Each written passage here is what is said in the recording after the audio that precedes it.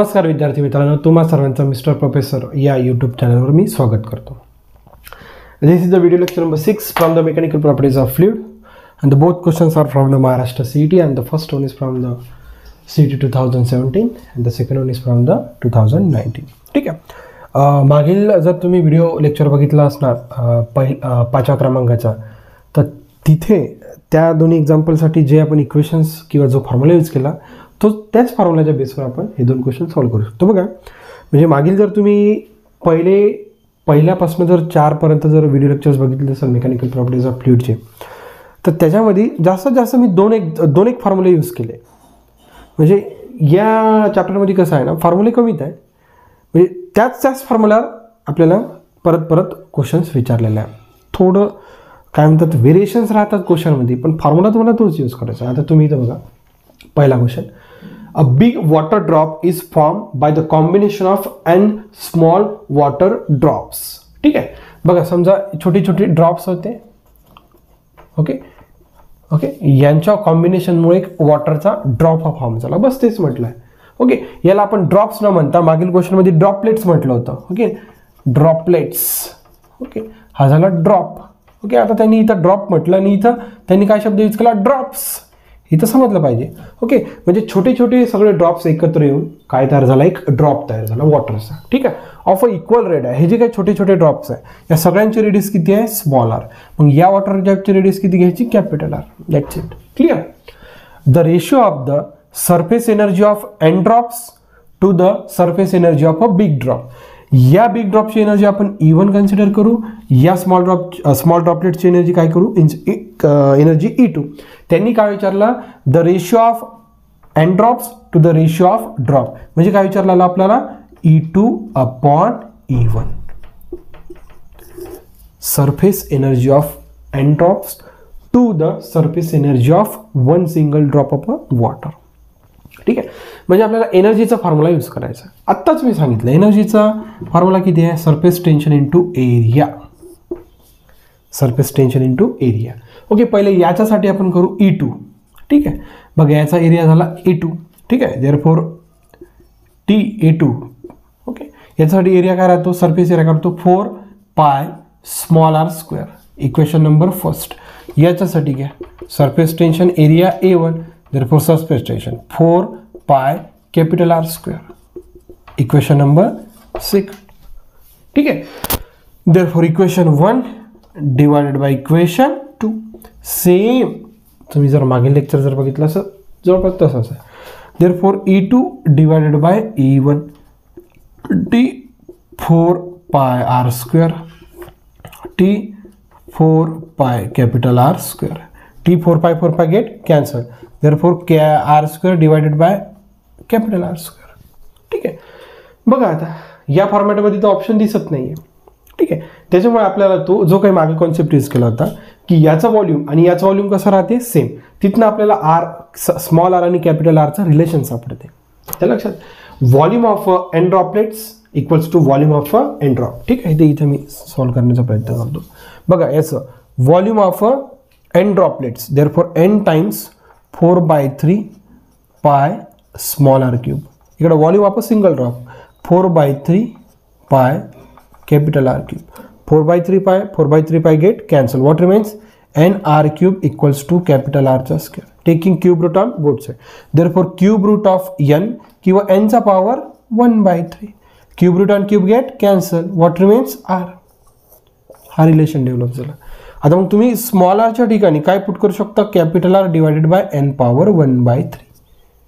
येतं लक्षात. आता ही जी काही एनर्जी होती सिंगल ड्रॉपची, ही कशासाठी, एन ड्रॉपसाठी. त्याच्यामुळे इथं कितीनं मल्टिप्लाय करू मी, n. E2ला कितीनं मल्टिप्लाय करू, n. कितीनं मल्टिप्लाय करू, n. ते लक्षात. ही जी काही एनर्जी होती सिंगल ड्रॉपची होती, हे nth ड्रॉपलेट्सची होती. त्याच्यामुळे मला या एनर्जीला कितीनं मल्टिप्लाय करावं लागलं, n. ठीक आहे, देअरफॉर n टाइम्स स्मॉल आरच्या ठिकाणी काय पुट करायचं, capital R divided by n power 1/3 त्याचा होल स्क्वेअर. ठीक आहे, आणि डिवायडेड बाय काय शिल्लक राहिला, r². Therefore n r² n power 2/3. r² get cancel. Therefore E2/E1. Equals to r square get cancel. खाली वर शिल्लक आहे n, खाली शिल्लक आहे n पॉवर 2/3. काही त्याच्या पॉवरमध्ये नाही म्हणजे किती आहे 1. बघा आता दोघांचा बेस आपण n चा पॉवर 1, हा जर n चा पॉवर 2/3 जर वर नेला तर काय होते -2/3. दोघांचा बेस कसा आहे सेम. ठीक आहे, therefore 1 - 2/3. ठीक आहे, 1 - 2/3 करा. 3 ने इथं मल्टिप्लाय केलं, 3 ने खाली मल्टिप्लाय केलं. ठीक आहे, किती झालं 3 - 1 1/3. Okay, therefore n power 1/3. ठीक आहे, therefore E2 upon E1 किती आलं n पॉवर 1/3. n पॉवर 1/3 म्हणजे क्यूब रूट ऑफ n. ठीक आहे, खाली काही शिल्लक नाही म्हणजे काय शिल्लक आहे 1. किंवा याला ऑर कसं लिहू शकता तुम्ही, cube root of n is to 1. एक तर ऑप्शन या फॉर्मॅटमध्ये राहणार, नाहीतर या बघा कोणत्या फॉर्मॅटमध्ये, या सेकंडच्या फॉर्मॅटमध्ये. therefore option number 4th one will be the correct one. Exact जो काही मागील मेकॅनिकल प्रॉपर्टीज ऑफ फ्लुइडचा जो काही 5व्या क्रमाचा लेक्चर होता त्याच्यातलं एक एक्झाम्पल सेम होतं. ठीक आहे, अशा प्रकारे जर तुम्ही त्याच्यात एक्झॅक्ट उलट प्रोसिजर होते. एक सिंगल ड्रॉप होता तर ड्रॉपलेट्समध्ये कन्वर्ट झाला. ओके, याच्यात रिव्हर्स सांगितलं, ड्रॉपलेट्स होते एकत्र येऊन ड्रॉप तयार झाला. That's it. काय फरक पडला, व्हॉल्यूम तर चेंज नाही होणार ना. बस व्हॉल्यूम चेंज नाही होत, त्याच्यामुळे तुम्ही स्मॉल आर आणि कॅपिटल आर मधलं रिलेशन तुम्ही व्हॉल्यूमवरनं फाइंड आउट करू शकता. आणि हे तर सरफेस एनर्जीचं तुमचं इक्वेशन आहे, जस्ट अ सिम्पल इक्वेशन. ठीक आहे, बघा याच इक्वेशनचा म्हणजे आपण फॉर्म्युलाचा यूज करून हा इक्वेशन सॉल्व्ह करू शकतो. And the first one is from the Maharashtra CET 2017. therefore the fourth option will be the correct for the first given numerical. We will move to the second one, pause it and note down.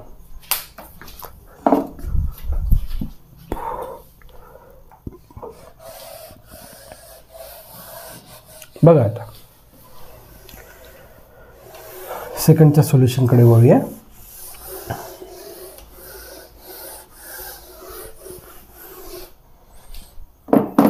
Okay, solution for the second numerical.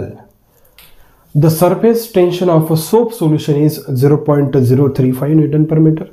Full stop. The energy needed to increase the radius of the bubble from 4 cm to 6 cm. एकदम simple आहे. ठीक आहे, एक soap solution आहे. Soap सोल्युशनचं तुम्हाला surface tension दिलेलं आहे 0.035 Newton पर metre. ठीक आहे, एक the energy needed to increase the radius of the bubble. ठीक आहे, इनिशियली बबल होता, त्या बबलची आपल्याला काय इन्क्रीज करायचं आहे रेडियस. त्याची इनिशियली जी काही रेडियस होती, ओके, ती किती होती समजा 4 सेंटीमीटर. हे R1 समजा, हे R2 किती आहे 6 सेंटीमीटर इज. ओके, आणि पाय आपल्याला घ्यायला सांगितलं त्यांनी 22/7. एकदम सिंपल आहे. एक सोप सोल्युशन आहे, ज्या सोप सोल्युशनचं सरफेस टेन्शन आहे 0.035 न्यूटन पर मीटर. त्या सोप सोल्युशनपासून आपल्याला बबल्स तयार करायचं आहे. ठीक आहे, इनिशियली बबलची रेडियस होती 4 सेंटीमीटर. या बबलची रेडियस काय करायची आहे इन्क्रीज 4 सेंटीमीटरपासून 6 आहे. तर इन्क्रीज करत असताना ओके, तर किती एनर्जीची गरज आहे.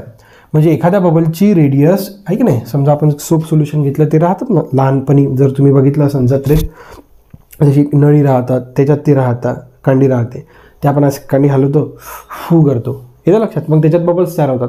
आपण मोठा बबल तयार करण्याचा प्रयत्न करतो. मोठा बबल तयार करण्याचा प्रयत्न करतो म्हणजे काय करतो आपण एनर्जी, आपण कशाचा यूज करतो सरफेस एनर्जी वाढवत आहे.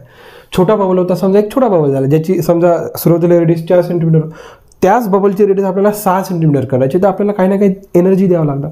मग किती अमाऊंट ऑफ एनर्जी द्यावं लागणार जेणेकरून तो बबल 4 सेंटीमीटरपासून कुठे गेला पाहिजे 6 सेंटीमीटरपर्यंत. ठीक आहे, एनर्जीचा एकच फॉर्म्युला आहे, energy equals to surface tension into change in area. हे लक्षात.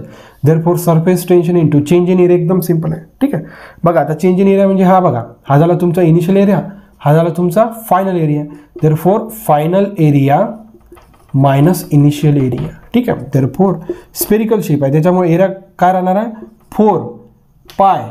इथं रेडियस किती आहे R2चा स्क्वेअर मायनस ऑफ 4 पाय R1चा स्क्वेअर. ठीक आहे, देअरफॉर सरफेस टेन्शन कॉमन, 4 पाय कॉमन, शिल्लक किती राहिलं R2 स्क्वेअर मायनस R1चा स्क्वेअर. ठीक आहे, सरफेस टेन्शन 0.035 इंटू 4, पाय किती घ्यायला सांगितलं आपल्याला 22/7. R2 तुम्हाला किती आहे 6. ओके, 6चा काय झाला स्क्वेअर मायनस R1 किती आहे 4, 4चा काय झाला स्क्वेअर. आपल्याला मीटरमध्ये पाहिजे. देअरफॉर सेंटीमीटरचं मीटरमध्ये करत असताना रेडियसच आहे ना. ठीक आहे, 10⁻². सेंटीमीटरचं कशात कन्वर्ट केलं आपण मीटरमध्ये. ठीक आहे, देअरफॉर 0.0. ठीक आहे, अतिशय सिंपल आहे. ठीक आहे. बघा 0.03 पाहिला तुम्ही 1 2 3 3 5 इंटू 10⁻³ लिहू शकता. जस्ट ॲडजस्टमेंट पॉईंट काय करता आपण ॲडजस्ट. 0.03 पाहिला आपण कसं लिहू शकतो 35 10⁻². ठीक आहे. Into 4 into 22/7 6 6 36. ठीक आहे. 4 चौक 16 इंटू 10⁻². ठीक आहे. 7 5 35 5 चौक 20 20 22 10⁻³ ठीक आहे. हे किती झालं 20 इंटू 10⁻². अतिशय इझी आहे. ठीक आहे. बघा बेदुनी 4 400 इंटू 22 10⁻⁵. ठीक आहे नाही. 22 इंटू 4 इंटू 10⁻+2 इंटू 10⁻⁵. ठीक आहे. 4 2 8 4 2 8.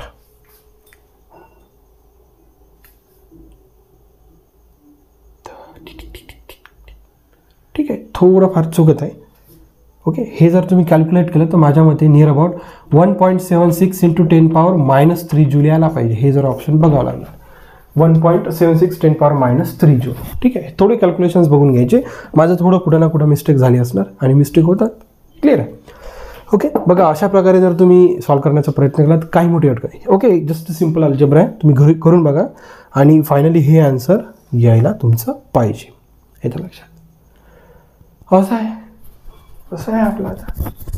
आता येणाऱ्या नेक्स्ट लेक्चरमध्ये परत आपण नवीन एक्झाम्पलसोबत येऊया. आपलं तेच काही क्वेश्चन नीटचे, काही क्वेश्चन महाराष्ट्र CETचे, काही क्वेश्चन एखादा दुसऱ्या स्टेटचा राहिला तर सॉल्व्ह करायचा, एखादा JEEचा क्वेश्चन सॉल्व्ह करायचा.